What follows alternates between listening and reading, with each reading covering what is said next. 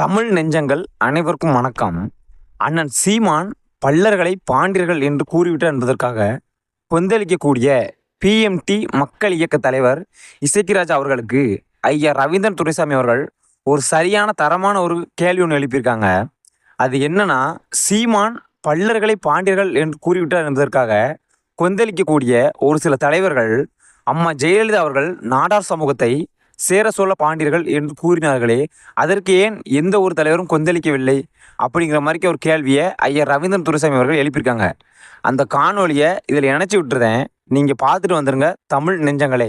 என்ன கேட்கிறோம்னா, ஜெயலலிதா நாடார்கள் சேர சோழ பாண்டியர்கள் தென்னிந்தியாவை ஆண்ட அரச மரபுன்னு சொன்னாங்களே, அப்போ தம்பி செந்தில் மல்லர் தவிர யாரும் ஏன் எதிர்ப்பு தெரிவிக்கல?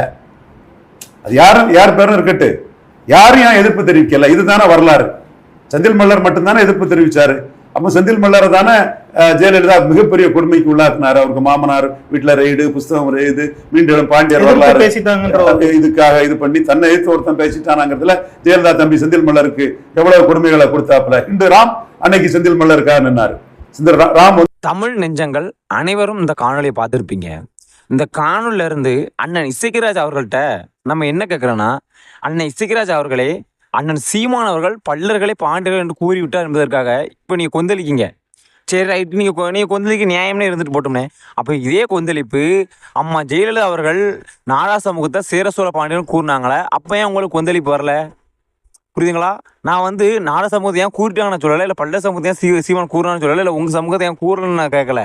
நான் எல்லா சமூகத்தும் பொதுவாக தான் பேசிக்கிட்டு இருக்கேன். நீங்கள் அண்ணன் சீமான் மீது சாதி முத்திரை குத்துறீங்க இல்லையா, அதுக்காக தான் நான் சாதியை பற்றி பேச வேண்டிய ஒரு முக்கியமான ஒரு நிலைக்கு தள்ளப்பட்டிருக்கேன். மற்றபடி நான் சாதி வெறியனோ சாதியை பற்றி பேசி அரசு செய்த அளவுக்கு நாங்கள் ஒன்றும் கீழ்த்தனமான கட்சியில் இல்லை, நாங்கள் நாம் தமிழர் கட்சியில் இருக்கோம். நீங்கள் ஜெயலலிதா சொல்லையில் சும்மா இருந்த நீங்கள் சீமான் சொல்லையில் சீமான் எதிர்க்க வேண்டிய அவசியம் என்ன? அப்போ யார்ட்டும் சுட்டு வாங்கிட்டீங்களா?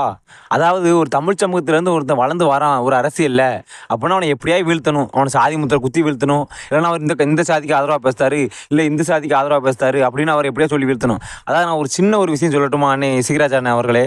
அதாவது மிகப்பெரிய சாதி வெறி கொண்டவன் மற்ற சமூகத்தை உடைய வரலாறு பேசையில் அவனுக்கு நம்ம சமூகத்தை தாழ்த்தி பேசுறாரு அப்படிங்கிற மாதிரி தான் தோணும். அதான் அந்த சாதி வெறி.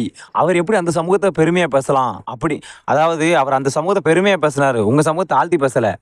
அது மாதிரி உங்கள் சமூகத்தை பெருமையாக பேசல, அந்த சமூகம் கோவப்பட்டாலும் அதுவும் அவங்களும் சாதி வெறி பிடிச்ச சமூகம் தான், அப்படி தான் நம்ம சொல்ல முடியும். ஒட்டுமொத்த சமூகத்தையும் சொல்லலை, அந்த சமூகத்தில் இருக்கக்கூடிய ஒரு சில சாதி வெறி மிருகங்கள், அந்த மிருகங்களை மட்டும் நம்ம சொல்லுதோம். இதே பல்லர் சமூகத்தில் இருக்கவங்க இதே போன்ற இல்லை தேவர் எப்படி பாண்டியர்னு சொல்லலாம் அப்படின்னு சொன்னாலும் அவங்களும் சாதி வெறி பிடிச்சவங்க தான் நம்ம சொல்லணும். இதே போன்று தானே அம்மா ஜெயலலிதா நாட சமூக சேர சோழ பாண்டியர்கள் சொன்னாங்க. அப்படி சொல்லிட்டு அவர்கள் பசுமனுக்கு வந்தாங்கல்ல, அவர்கள்ட்ட அவங்க சவால் நீங்கள் விடலை? நீங்கள் தில்லு இருந்தால் பசுமனுக்கு வந்து பாருங்கம்மா ஜெயலலிதா அவர்களே, அப்படி நீங்கள் ஏன் சவால் விடலை? ஏன்னா அங்கே அதிகாரப்பாளர் இருந்து சொன்னால் நீ தொலைச்சி போடுவாங்க. இப்போ சீமான் என்ன உங்களுக்கு அதிகாரத்தில் இல்லை, அதனால மிரட்டி பார்க்குங்களா நீங்கள்? அண்ணன் சீமான் அதிகாரத்தில் இல்லைனாலும் பசுமனுக்கான சீமான் வரத்தான் செய்வார். உன்னால் என்ன பிடிக்க முடியும் நீ பிடிங்கி பாரு இசக்கிராஜ் அவர்களே. அம்மா ஜெயலலிதா கூரையில் அவர்களை மிரட்டதுக்கோ அவர்களை இதுங்கிறதுக்கோ வக்கு துப்பு கிடையாது. ஏதோ ஒரு ஏழைகள் இருந்து ஏழை மக்கள் இருந்து வளர்ந்து அவன் ஒரு அரசியல் கட்சி ஆரம்பித்து அவன் இவ்வளோ உயரத்துக்கு வளர்ந்து நிற்பான். அவனை எதுக்குன்னா எங்கேருந்தோ வந்துடும் நரி கூட்டம். வெக்கமா இல்லையா உங்களுக்கு எல்லாம் சொல்லதுக்கு? சாதியை வச்சு அரசியல் பண்ணிட்டு தெரியுறீங்க. அவர் என்ன சொன்னார்? பல்லர் சமூகம் மற்ற தான் பாண்டியன் அவர் சொன்னாரா? அவர் என்ன சொன்னார்னா, இதுல இருந்து பாண்டியர்ல பல்லர் சமூகம் உண்டு அப்படிங்கிற மாதிரி அவர் பேசியிருந்தாரு. இவன் என்னமோ அது அறகுறையாக புரிஞ்சுக்கிட்டு அவர் எப்படி பேசுறாரு, அவர் பல்லர்கள் மொத்தம் பாண்டியிருக்காரு. அட குருட்டு போயிலோடா, ஒன்று நல்லா படிச்சிருக்கீங்களா? எப்படா படித்த மாதிரி நடந்துக்கிட்டீங்க? இந்த காலத்தில் எப்படி இருக்கீங்களாடா? லூசு பே மாதிரி பைத்தியக்கார பே மாதிரி பேசிட்டு தெரியுதுங்களாடா? என்னைக்கடா திருந்த போறீங்க மொத்தத்தில்? நீ சீமானை எதுக்கடா? நீ நல்ல ஆம்பாளனை ஏற்றுக்கிடம்பா, நீ சீமானை எதுக்கு பெரிய ஆம்பாளை ஒத்துக்கலாம். ஆனால் இதே ஆம்பாளத்தனம் அன்னைக்கு அம்மா ஜெயலலிதா அவர்கள் நாட சமூக மக்களை கூறையிலையும் உனக்கு அந்த வெறி இருந்திருக்கணுமா இல்லையா? அவங்க எப்படி கூறலாம் அந்த சமூகத்தை? நாங்கள் தான் பாண்டி அன்னைக்கு அவன் கொந்தளிக்கலை. அன்னைக்கு நீ கொந்தளிச்சிருந்தனா உன் சொட்டையை முறிச்சிருப்பாங்க ஜெயலலிதா. அன்னைக்கு அவங்களோட அதிகாரப்பாளர் இருந்துச்சு, அவங்க முதலமைச்சராக இருந்தாங்க. அந்த பயம் உனக்கு. அப்போ அதிகாரம் இருக்கிற இடத்துல உன்னோட இது இப்போ திமிரு பாயாது. எங்கே அதிகாரம் இல்லையோ, எங்கே ஒரு மக்கள் போராடிக்கிட்டு இருக்கானோ, எங்கே ஒருத்தர் புரட்சி செஞ்சுக்கிட்டு இருக்கானோ அவனை மேலும் மேலும் வீழ்த்தணும். எவன் ஒருத்தர் வளர்ந்து வரானோ அவன் வளர்ந்தாவே அவனை வீழ்த்திக்கிட்டே இருக்கணும். இதுதான் அவன் அதிகார திமிராடா? இதுதான் அவன் புத்தியாடா? ஏன்டா அவ்வளோ கீழ்மட்டமான செயலை நடந்துக்கிட்டு இருக்க இசக்கிராஜா? உனி தாண்டா கேட்கேன்.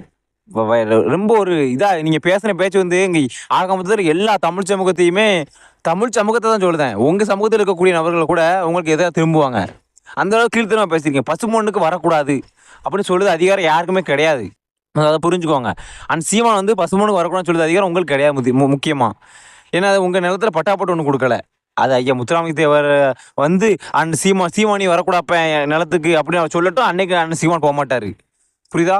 நீங்கள் சொல்லுறதுக்கு உங்களுக்கு அதிகாரமும் கிடையாது, அதுக்கான ரைட்ஸும் கிடையாது. அப்படி தான் நாங்கள் பசுமனுக்கு வரத்தான் செய்ய போகிறோம். உங்களால் என்ன பிடுங்க முடியும்னு பார்த்துருவோம். இசைராஜாக்கு நாங்கள் சவால் கொடுத்தோம், நாங்கள் பசுமனுக்கு வரோம், நீ என்ன பிடுங்கிருவ பார்ப்போம். முடிச்சுக்கோங்க தமிழ் நெஞ்சங்களே.